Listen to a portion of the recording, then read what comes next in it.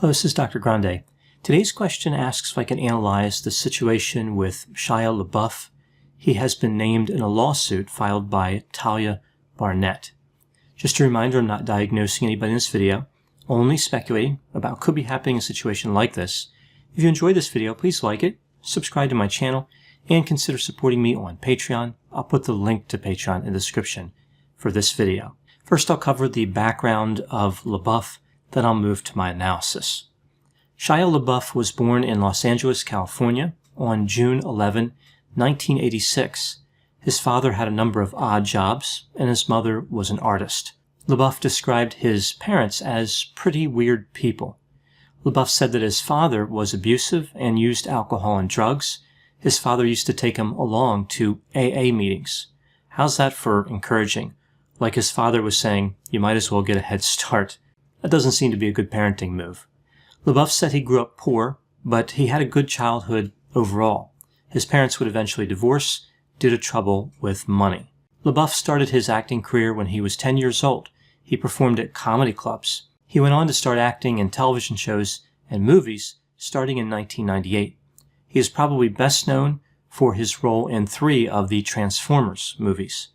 In 2013, he was accused of plagiarizing a comic to make a short film. By 2014, he was consuming excessive quantities of alcohol.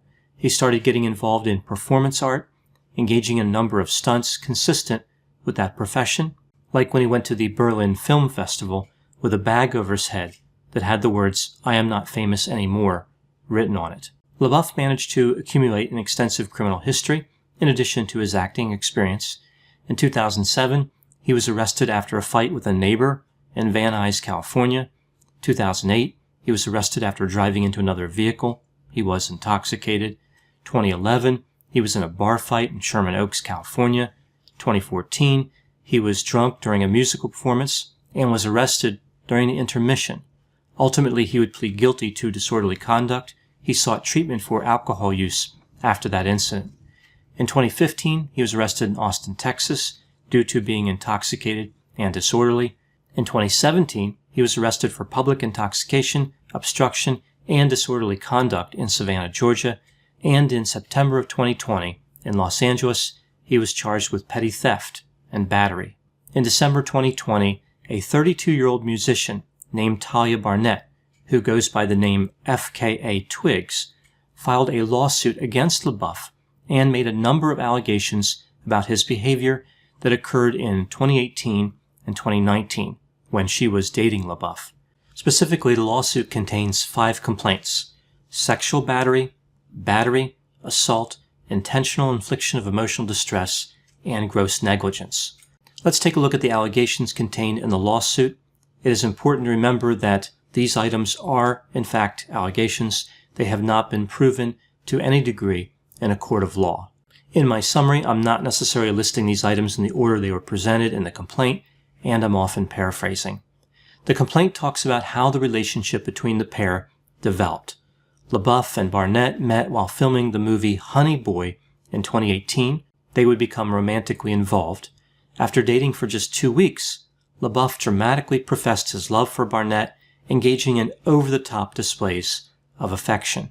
Within a few months, he convinced her to live at his residence in Los Angeles. After she moved in, he changed. There were frequent bouts of rage and jealousy. He started becoming abusive in a variety of ways. Allegedly, he would verbally berate her for hours about insignificant subject matters, like her lack of taste for art. He would count the number of times Barnett kissed him during a given day, and if she missed a target number, he would berate her. LaBeouf had what the complaint refers to as delusions, which involved him keeping firearms because he thought that gang members were going to attack him. At some point, LaBeouf allegedly started engaging in a number of physical attacks. He attacked her one evening when she was in bed, towering over her and squeezing her body and arms. After this, he began to strangle her while whispering, "If you don't stop me, you are going to lose me." LaBeouf threw Barnett to the ground outside of a hotel. He drove around maniacally and took off his seatbelt, saying that he would crash the car unless she professed eternal love for him. When she tried to escape from the vehicle, he threw her against the car and tried to strangle her violently as he screamed in her face. As the relationship continued, so did his efforts to control and manipulate. LaBeouf allegedly forced Barnett to watch documentaries about women who were murdered and would not let Barnett sleep with any clothes on. Perhaps he just read the Norman Bates Guide to Better Dating, or perhaps another little-known title, Achieve Relational Success with Keith Raniere. It's really important to read about the author before investing in a book. Barnett claimed that LaBeouf exhibited a dangerous and illegal use of firearms. A few examples: bragging about possessing a firearm illegally, and driving around Los Angeles shooting stray dogs in an effort to get into his character for the movie The Tax Collector. Barnett started planning ways to escape the relationship. She started distancing herself from LaBeouf, but because he was so controlling and watching her frequently, it was difficult and dangerous for Barnett to get away. One day when she was packing, preparing to escape, LaBeouf appeared unannounced and saw what was happening. He violently grabbed her, lifted her off the ground, and kept her in a room against her will as he screamed at her. LaBeouf allegedly transmitted an STD to Barnett. She confronted him about unusual symptoms she was having, and he admitted that he knew he had an STD, but he tried to cover up the visible symptoms with makeup. The complaint doesn't actually say what disease LaBeouf allegedly had. Many people have theorized it was herpes. Barnett and LaBeouf went to receive counseling. LaBeouf wanted to repair the relationship, but then he tried to act like he was the victim. Ultimately, LaBeouf found another romantic partner and rejected Barnett via text message. The complaint goes on to talk about how other people have witnessed some of LaBeouf's bad behavior. The complaint specifically states that LaBeouf's recklessness makes him a danger to women everywhere. Interestingly, the complaint states that Barnett did not want to file a complaint. She approached LaBeouf and encouraged him to receive mental health care and make a donation to a domestic violence shelter. Instead of taking those steps, LaBeouf minimized the seriousness of his behavior, saying specifically that the STD was not that bad. He attempted to intimidate Barnett and use personal messages to embarrass her. If Barnett wins an award, she intends to donate a significant portion of it to victims of domestic violence. LaBeouf responded to this complaint by saying a few different things. I have been abusive to myself and everyone around me for years. I have a history of hurting the people closest to me. I'm ashamed of that history, and I'm sorry to those I hurt. He told the New York Times that many of the allegations in the civil suit were not true, which of course is different than saying none of them are true. Now moving to the analysis, LaBeouf said that he suffers from PTSD, and there is this theory that he has difficulty controlling his alcohol use. He had a rough childhood and was interested in escaping poverty. When he did start making money, he supported many of his family members, and there was a lot of pressure on him to keep working. He had a contentious relationship with his father. In addition to the allegations that his father mistreated him, we see an awkward dynamic emerged when LaBeouf was the one earning the money and supporting his father. LaBeouf's use of alcohol diminished some of his pain, but as always, the alcohol use created more problems than it solved and put him in an even worse situation. Even though he had a lot of trouble with the law, which occupied much of his time, he has been incredibly productive as an actor and earned millions of dollars. He was able to achieve his goal of becoming wealthy. Now, in looking at these allegations, if some or all of the allegations were true, what could be happening in a situation like this? The behavior in the complaint does seem consistent with somebody who is consuming too much alcohol. It could also be consistent with PTSD. That disorder manifests in a variety of ways, so it's difficult to know. Outside the allegations of physical harm, I found it interesting that the complaint contained so much detail about the alleged manipulation component.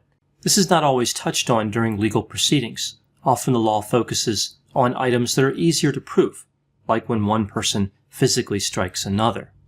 It's almost like the complaint is getting at this idea that LaBeouf could be narcissistic. Looking at the alleged behavior, there seems to be love bombing, like LaBeouf really turned on the charm and there were grand displays of affection to get Barnett to like him. There is the commitment. She moves into his residence, and then everything changes, his behavior becomes harmful and antagonistic. This is a familiar pattern often associated with narcissism. It will be interesting to see what happens with this part of the complaint.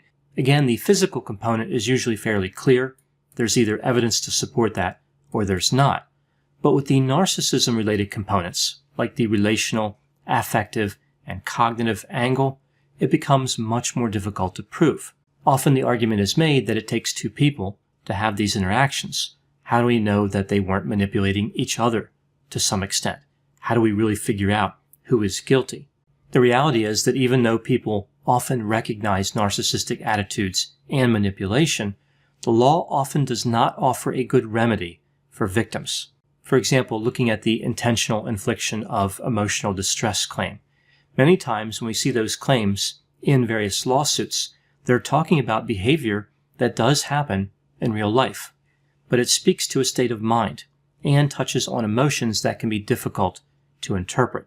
I think people often look at these situations and believe there's two sides to every story, whereas again, with physical abuse, it's just easier to figure out.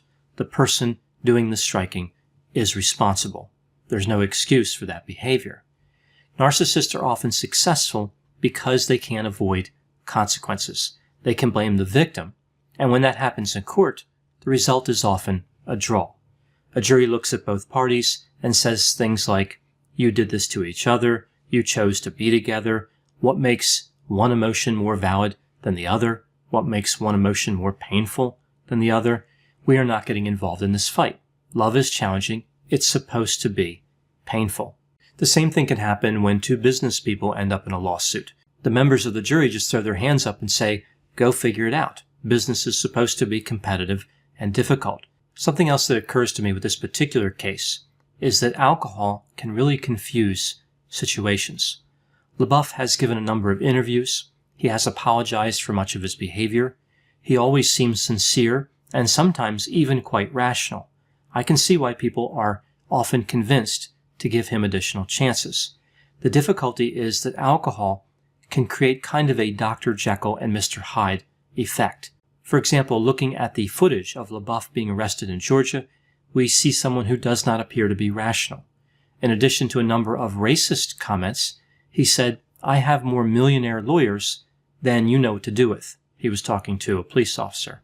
The irony is that some are probably millionaires because of all the business that LaBeouf gives them. He's really a humanitarian to the world of attorneys. It amazes me how many people defend LaBeouf no matter what he does wrong.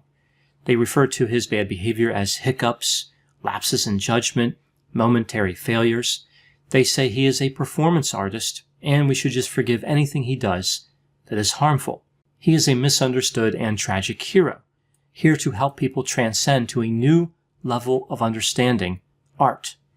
Once again, with celebrities, talent, or perceived talent, compensates for a multitude of sins, which in addition to potentially creating other victims, makes somebody like LaBeouf a victim as well.